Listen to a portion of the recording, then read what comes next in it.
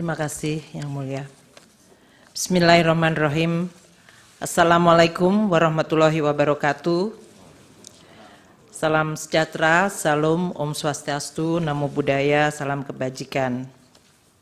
Yang Mulia Ketua Bapak Suhartoyo, Yang Mulia Saldi Isra, Yang Mulia Bapak Arif Hidayat, Yang Mulia Ibu Eni Nurbaningsih, Yang Mulia Bapak Daniel Yusmikpo, Yang Mulia Bapak Arsul Sani, Yang Mulia Bapak Guntur Hamzah, dan Yang Mulia Bapak Ridwan Mansur, Majelis Hakim Mahkamah Konstitusi yang kami hormati.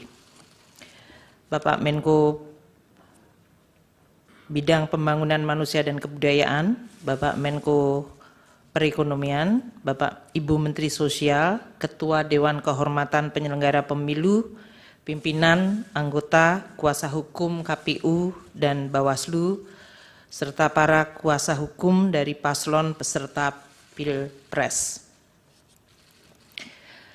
Sehubungan dengan permintaan Mahkamah Konstitusi kepada Menteri Keuangan untuk dapat memberikan keterangan dalam persidangan perselisihan hasil pemilihan umum atau PHPU Presiden dan Wakil Presiden tahun 2024, perkenankanlah kami menyampaikan keterangan terkait dengan alokasi dan penyaluran anggaran perlindungan sosial sesuai dengan tugas dan fungsi Menteri Keuangan.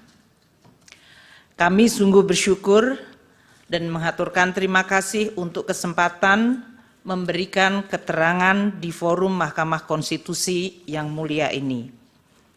Anggaran pendapatan dan belanja negara atau APBN adalah instrumen penting dan strategis serta penentu untuk mencapai cita-cita bernegara, dan oleh karenanya harus dikelola dan dijalankan dengan penuh tanggung jawab dengan tata kelola yang baik, transparan, dan akuntabel.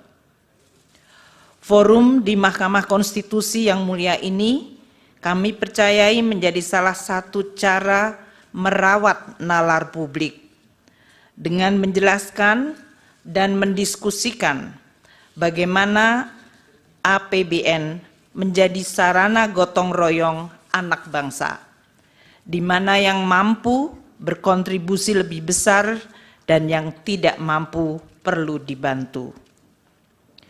Melalui belanja publik termasuk subsidi, bansos, dan jaminan sosial, negara hadir menjalankan mandat merawat kehidupan bersama yang diharapkan menuju kesejahteraan yang berkeadilan. Melampaui aneka perbedaan yang menjadi hitah bangsa, APBN kita harapkan menjadi sarana bagi segenap elemen bangsa untuk berpartisipasi dan berkontribusi. Kiranya melalui proses politik yang selama ini dijaga secara terbuka, transparan, dan akuntabel, APBN harus terus kita jaga sebagai fondasi dan sekaligus modal politik bangsa Indonesia mencapai tujuan bernegara. Telah banyak contoh negara-negara yang mengalami krisis ekonomi, sosial, dan bahkan politik akibat pengelolaan APBN yang buruk. Alhamdulillah, Indonesia mampu menjaga instrumen APBN tetap secara kredibel dan sehat. Ini prestasi yang harus terus dijaga. Berdiskursus di forum yang mulia ini patut disyukuri. Forum yang mendorong diskusi sehat dan refleksi tentang awal mula Indonesia dibentuk, mengundang khususnya para generasi muda agar terpanggil dan turut menghayati kehidupan publik yang baik melalui perbaikan tiada henti dan tidak kenal lelah. Seperti pepatah kuno mengatakan, vis unita fortior. Dengan kekuatan yang bersatu, kita akan semakin kuat. Yang Mulia Ketua dan Majelis Hakim Mahkamah Konstitusi, Pancasila dan Undang-Undang Dasar 1945 telah mengamanatkan negara untuk melindungi segenap bangsa Indonesia dan seluruh tumpah darah Indonesia, dan untuk memajukan kesejahteraan umum, mencerdaskan kehidupan bangsa, serta ikut melaksanakan ketertiban dunia yang berdasarkan kemerdekaan, perdamaian abadi, dan keadilan sosial. Kehadiran negara untuk mewujudkan kehidupan yang layak dan bermartabat, serta untuk memenuhi hak atas kebutuhan dasar warga negara demi tercapainya kesejahteraan sosial, salah satunya melalui instrumen anggaran pendapatan dan belanja negara atau APBN. APBN adalah instrumen untuk mencapai dan mewujudkan cita-cita hidup bernegara, yaitu masyarakat adil dan makmur. Presiden adalah pemegang kekuasaan pemerintahan yang mengelola keuangan negara sebagai bagian dari kekuasaan pemerintahan berdasarkan pasal 4 ayat 1 Undang-Undang Dasar 1945 dan pasal 6 ayat 1 Undang-Undang Keuangan Negara. Dalam menjalankan kewenangan tersebut, Presiden mengajukan rancangan anggaran pendapatan dan belanja negara atau RAPBN kepada Dewan Perwakilan Rakyat atau DPR untuk dibahas bersama dan untuk mendapat persetujuan DPR menjadi Undang-Undang APBN. APBN merupakan wujud pengelolaan keuangan negara yang ditetapkan setiap tahun dengan undang-undang dan dilaksanakan secara terbuka dan bertanggung jawab untuk sebesar-besarnya kemakmuran rakyat. APBN terdiri atas anggaran pendapatan, anggaran belanja, dan pembiayaan. Adapun rincian atas APBN ditetapkan melalui peraturan Presiden yang digunakan sebagai pedoman di dalam pelaksanaan APBN.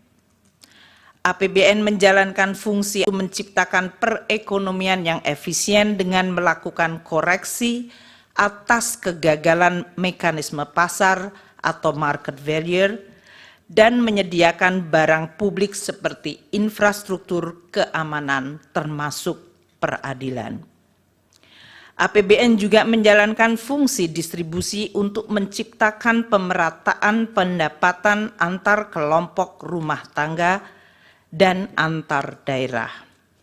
Selain itu, APBN juga menjalankan fungsi stabilisasi untuk menjaga perekonomian dari guncangan akibat ketidakpastian ekonomi global, pengelolaan inflasi, stabilitas harga, dan sebagai shock absorber melindungi daya beli masyarakat, terutama yang berpendapatan rendah. Anggaran belanja dirinci menurut organisasi, fungsi, jenis, dan program belanja. Belanja berdasarkan fungsi terdiri dari 11 fungsi, dari mulai fungsi pertahanan, ketertiban keamanan, kesehatan, pendidikan, perlindungan lingkungan hidup, perumahan, hingga fungsi ekonomi dan fungsi perlindungan sosial. Anggaran perlindungan sosial terdapat pada berbagai kementerian lembaga, di Bendahara Umum Negara atau BUN, dan di pemerintahan daerah, Pemda, termasuk desa melalui transfer ke daerah atau TKD.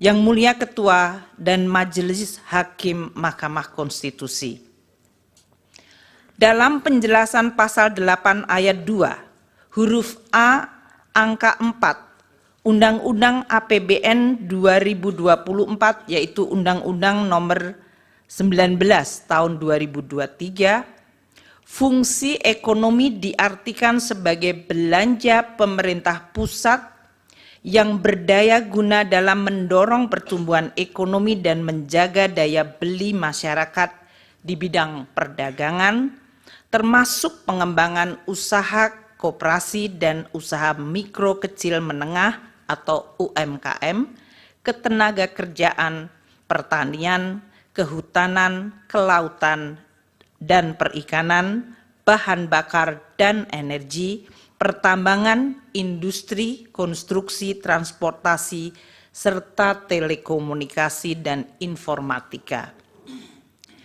Lebih lanjut, penjelasan dalam pasal 8 ayat 2 huruf A angka 11 Undang-Undang APBN 2024, fungsi perlindungan sosial merupakan belanja pemerintah pusat yang berdaya guna dalam memberikan pelayanan sosial, jaminan sosial, pemberdayaan sosial, penyuluhan sosial, dan bantuan sosial serta perlinsos lainnya untuk melindungi masyarakat dari kemungkinan terjadinya risiko sosial. Yang Mulia Ketua dan Majelis Hakim Mahkamah Konstitusi, penyusunan dan pembahasan bersama DPR serta penetapan anggaran pendapatan belanja negara sebagai undang-undang melalui siklus yang merupakan rangkaian kegiatan mulai dari perencanaan sampai dengan pertanggungjawaban APBN setiap tahun. Kami akan memberikan ilustrasi penyusunan APBN tahun 2024 ini. Siklus penyusunan dimulai sejak tahun sebelumnya, yaitu tahun 2023, dengan tahapan sebagai berikut. Tahap perencanaan dan penganggaran RAPBN 2024 dijadwalkan pada periode Januari hingga Juli 2023, mencakup penyiapan konsep kerangka ekonomi makro, pokok-pokok kebijakan fiskal atau KEM PPKF, dan rencana kerja pemerintah RKP, dan perencanaan kegiatan serta pagu anggaran oleh kementerian dan lembaga. DPR yang terdiri dari seluruh fraksi partai politik membahas KEM PPKF dan RKP 2024 pada bulan Mei 2023. Presiden menyampaikan nota keuangan dan RUU APBN 2024 kepada DPR pada sidang paripurna tanggal 16 Agustus 2023.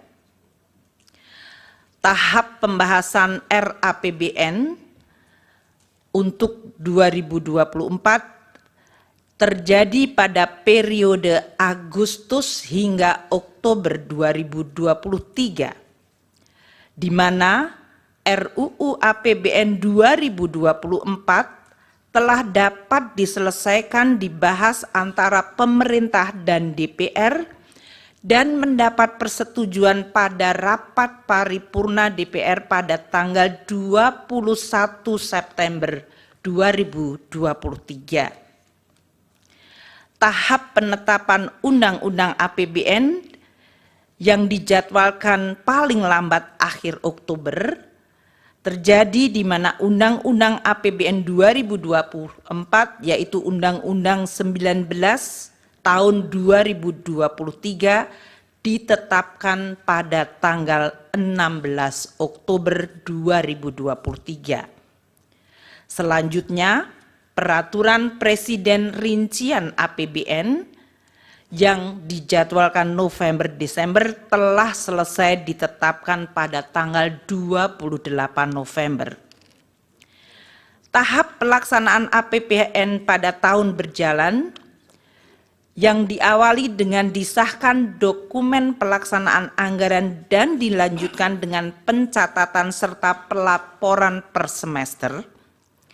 Tahap pemeriksaan dan pertanggungjawaban Undang-Undang APBN 2024 dijadwalkan pada tahun 2025 atau T+1, di mana BPK akan melakukan pemeriksaan terhadap LKPP yang disusun pemerintah untuk selanjutnya dibahas dan disetujui DPR menjadi Undang-Undang Pertanggungjawaban Pelaksanaan APBN. Kami menjelaskan ini untuk kemudian disandingkan proses lini masa penyusunan APBN tahun anggaran 2024 yang telah selesai pada tanggal 21 September 2023 dan diundangkan tanggal 16 Oktober 2023. Apabila lini masa penyusunan APBN 2024 disandingkan dengan proses tahapan pemilihan Presiden dan Wakil Presiden tahun 2024 yang dilakukan oleh KPU, waktu penetapan Undang-Undang APBN 2024 telah selesai bahkan sebelum waktu penetapan pasangan calon presiden dan wakil presiden pada tanggal 13 November 2023 atau bahkan penetapan Undang-Undang APBN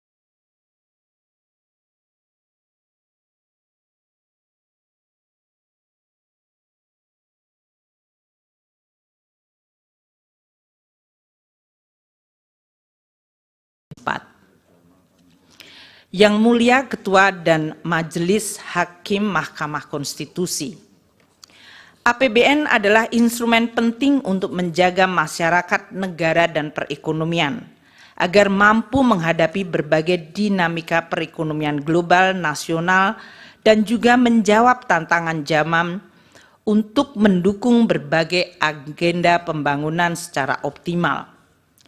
APBN harus didesain secara antisipatif, responsif, dan mampu adaptif di dalam menghadapi berbagai kondisi dan guncangan. Pemerintah dan DPR sepakat untuk menggunakan APBN sebagai instrumen kebijakan kontra siklus atau counter cyclical yang sangat penting. Misalnya pada saat terjadi guncangan hebat dan dahsyat akibat pandemi COVID-19, APBN telah berperan luar biasa secara efektif melakukan penanganan COVID-19 serta dampaknya melalui Program Pemulihan Ekonomi Nasional atau PCPEN. APBN juga bekerja sangat keras untuk menjaga momentum pemulihan ekonomi khususnya dalam penanganan dampak lanjutan atau scarring effect yang timbul akibat dari pandemi 19. Penyusunan APBN 2024 juga tetap menghadapi berbagai tantangan ketidakpastian perekonomian global seperti inflasi dan suku bunga tinggi di negara-negara maju, juga persaingan geopolitik, khususnya eskalasi perang Rusia dan Ukraina, dan proteksionisme yang meningkat, yang menyebabkan terganggunya rantai pasok pangan dan energi. Selain itu, terdapat tantangan domestik berupa peningkatan investasi yang harus terus dilakukan. Dampak dari El Nino dan cuaca buruk di berbagai daerah telah mengancam ketahanan pangan dan kesejahteraan masyarakat.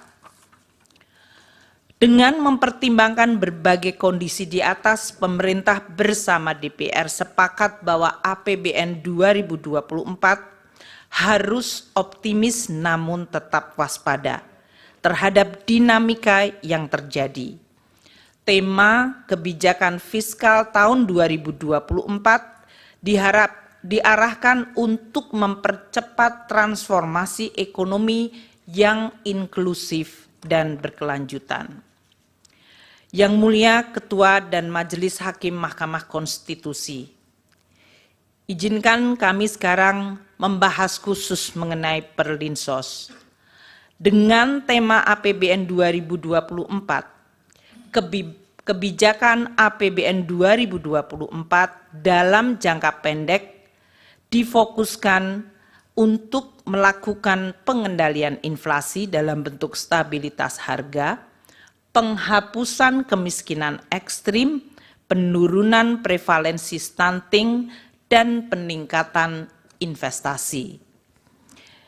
Untuk melaksanakan tema dan arah kebijakan fiskal tersebut, APBN 2024 dirancang sebagai shock absorber untuk melindungi daya beli rakyat dan menjaga stabilitas ekonomi antara lain melalui program perlindungan sosial.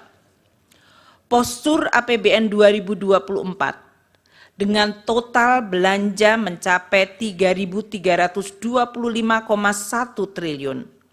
Di dalamnya terdapat belanja untuk perlindungan sosial sebesar 496,8 triliun rupiah yang berfungsi untuk stabilisasi dan mendukung penghapusan kemiskinan termasuk kemiskinan ekstrim dan stunting.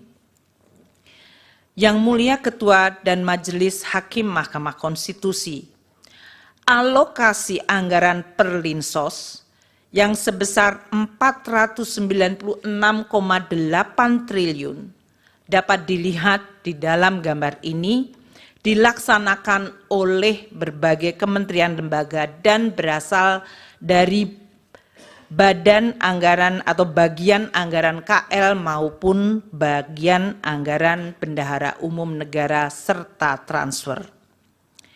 75,6 triliun rupiah anggaran Kemensos disalurkan melalui program bantuan sosial atau Bansos, yaitu program Keluarga Harapan PKH, Kartu Sembako, dan program Bansos lainnya. 80,5 triliun untuk perlindungan sosial dikelola oleh beberapa kementerian lembaga seperti Kemendikbud dan Kemenak melalui program PIP, KIP, dan beasiswa afirmasi. Kementerian Kesehatan melalui program Kartu Indonesia Sehat, Kementerian Tenaga Kerja untuk iuran jaminan kehilangan pekerjaan, dan BNPB untuk dana siap pakai bencana. Sementara 340,7 triliun bagian terbesar adalah Perlinsos dalam bentuk subsidi energi, yaitu BBM, LPG, dan listrik, subsidi non-energi seperti pupuk, PSO, kredit usaha rakyat, bunga kredit perumahan, dan antisipasi penanggulangan bencana. Belanja Perlinsos yang disalurkan melalui Kementerian Pendidikan dan Kebudayaan dan Kementerian Agama mengalami kenaikan sebesar 7,47 triliun dibandingkan tahun 2023.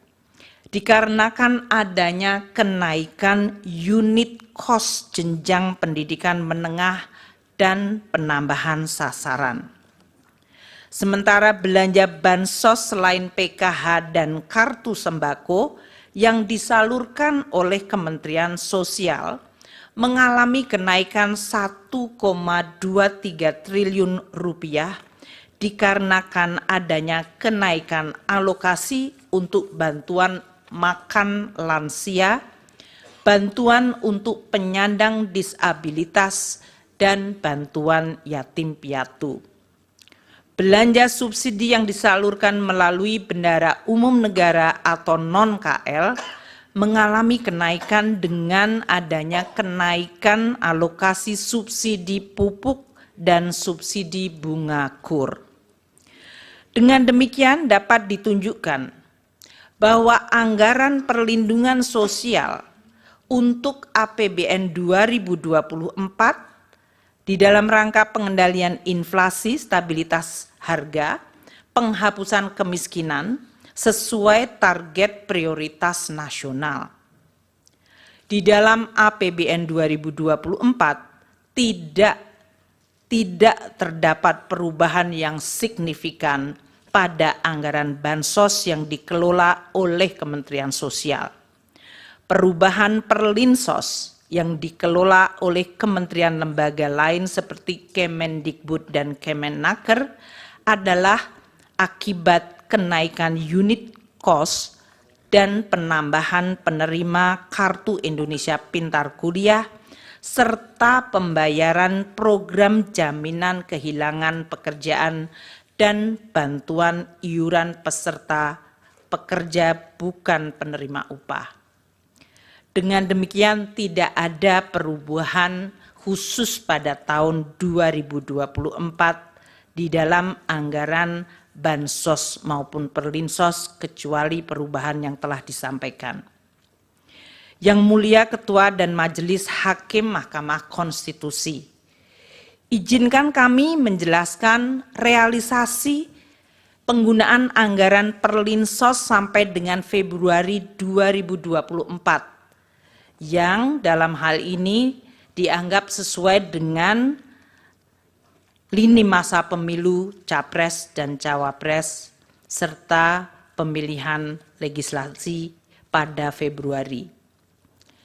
Realisasi bansos mencapai sebesar 12,8 triliun sampai dengan Februari 2024.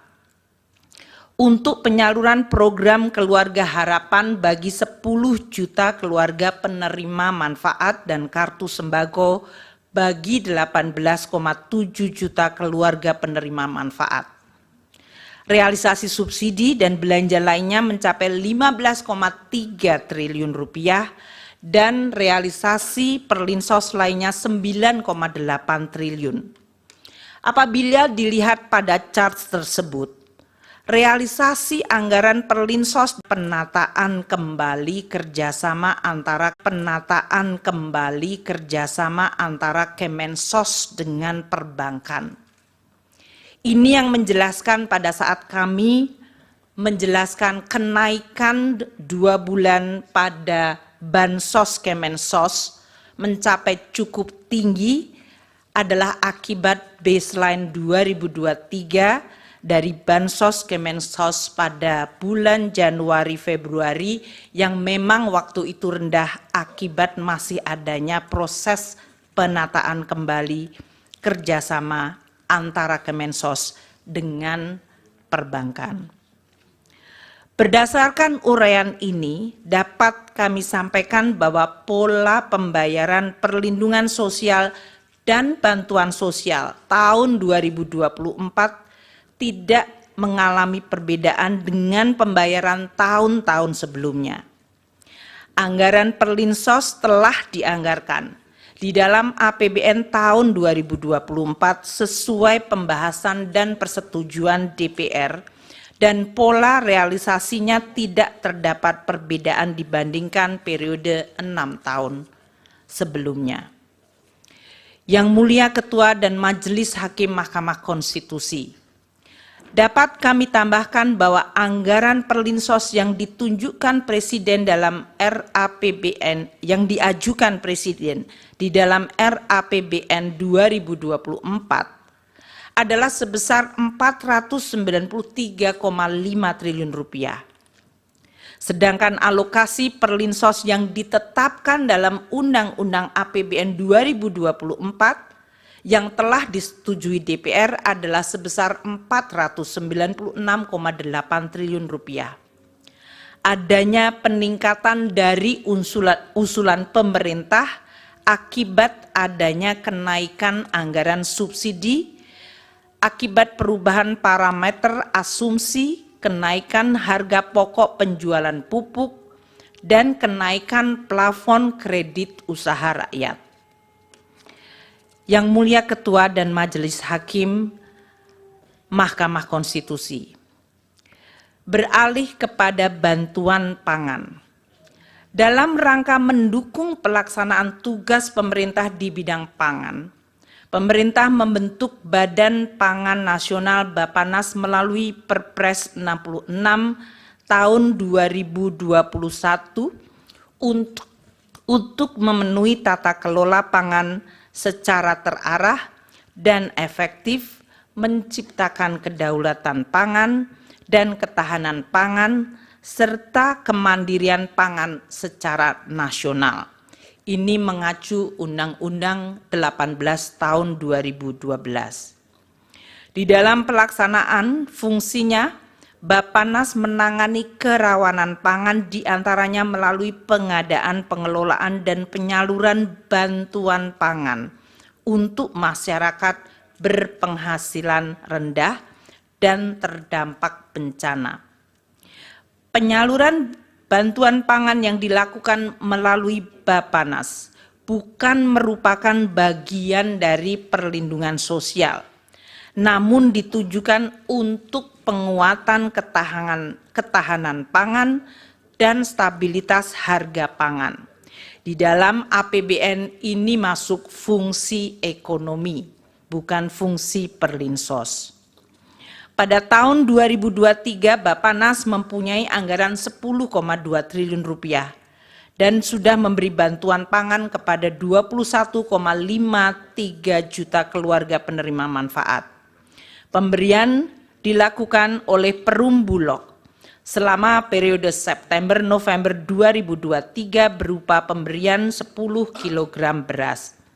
Dalam proses pencairan alokasi bantuan pangan yang dimohonkan oleh Bappenas, diperlukan review oleh BPKP untuk menjamin akuntabilitas dari permohonan yang diajukan. Sedangkan untuk tahun 2024, Bappenas memiliki anggaran sebesar 6,71 triliun rupiah, atau justru turun 30% dari anggaran 2023. Yang Mulia Ketua dan Majelis Hakim Mahkamah Konstitusi, pelaksanaan dan pengelolaan APBN dihadapkan pada tantangan perekonomian yang terus berubah secara dinamis.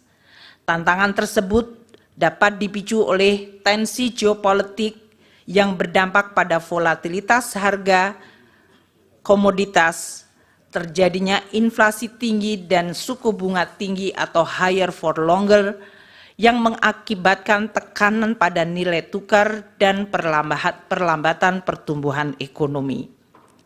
Di sisi lain, APBN sebagai instrumen andalan yang penting harus terus dijaga agar tetap sehat, kredibel, dan sustainable.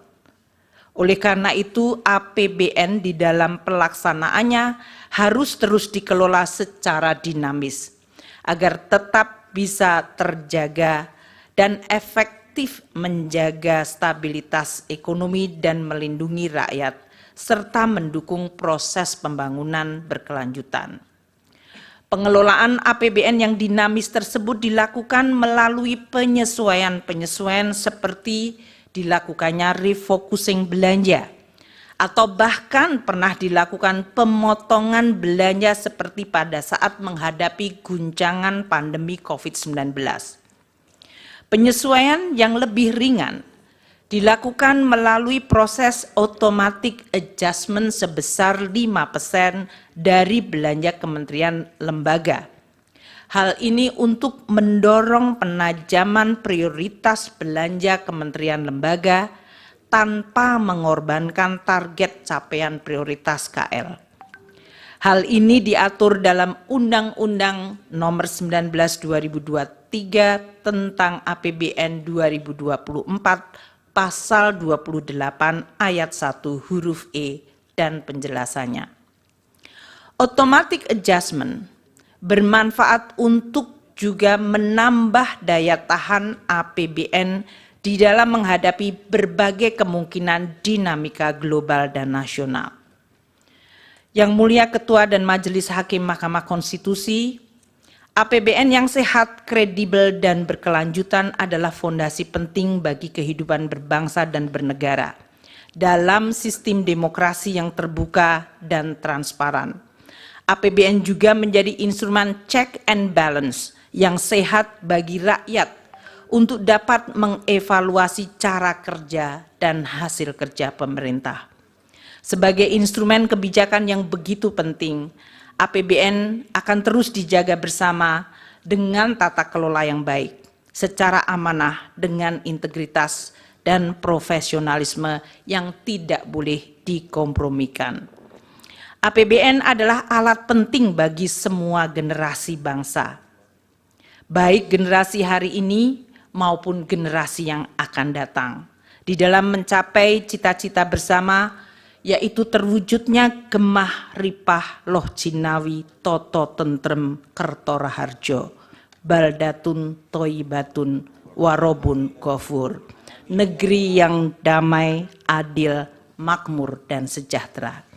Demikianlah penjelasan kami yang kami sampaikan, dan atas perhatian Yang Mulia Ketua dan Majelis Hakim Mahkamah Konstitusi, kami ucapkan terima kasih.